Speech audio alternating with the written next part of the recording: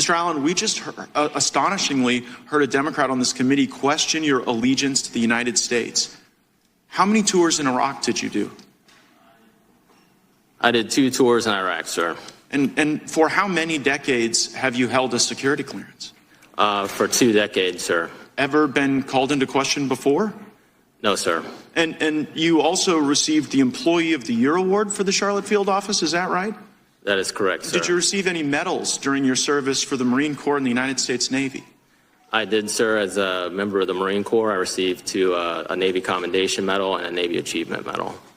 Seems to me your allegiance to the United States is pretty well established over multiple decades, wearing the uniform, fighting for our country, and I am proud that you continue to fight for our country as a whistleblower here, making a disclosure to the United States Congress. And Mr. Allen, is it your belief that you were retaliated against because you shared an email that questioned the truthfulness of FBI Director Christopher Wray? Yes, sir. And you believed that he wasn't truthful based on testimony he'd given to the United States Senate, isn't that right?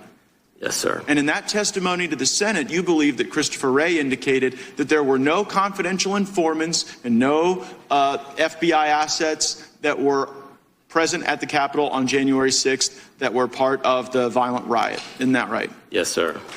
Please play the video. We're now going to hear from George Hill, who worked at the Boston field office.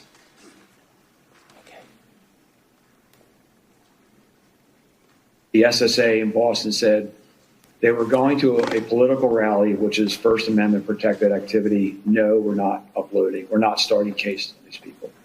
To which they said, well, we're going to call your SAC. And the SSA said, go right ahead. Because when you're pushing back, you want to make sure that you have your 6 covered. So the SAC and the ASAC were intimately aware of these kinds of exchanges that were going on. And again, to his credit, Joe Bonavolonta said, no, we're not opening up cases on people who went to a rally. And I forgot a key part. The SSA for CT2 said, happy to do it. Show us where they were inside the Capitol, and we'll look into it. To which WFO said, we can't show you those videos unless you can tell us the exact time and place those individuals were inside the Capitol. To which the SSA responded back, and I was privy to these conversations firsthand. Why can't you show us? Why can't you just send us, give us access to the 11,000 hours of video that's available? Because there may be UC's undercover officers or CHS's confidential human sources on those videos whose identity we need to protect. So, Mr. Allen, you got retaliated against for saying the very thing that the Washington field office was telling Boston, when the Boston field office was saying, we're not going to go and investigate people that just showed up at a rally without sufficient criminal predicate. The Washington field office told Boston, well, you know what, we can't give you the evidence because it might disclose the very CIs and UCs that you are concerned about. But that doesn't surprise you, Mr. O'Boyle, does it? No, sir. And the reason it doesn't surprise you is that in a different part of the country, you saw that same pressure from the Washington field office. And did they ever try to get you to do something that was outside the normal order of law enforcement activity? Yes, sir.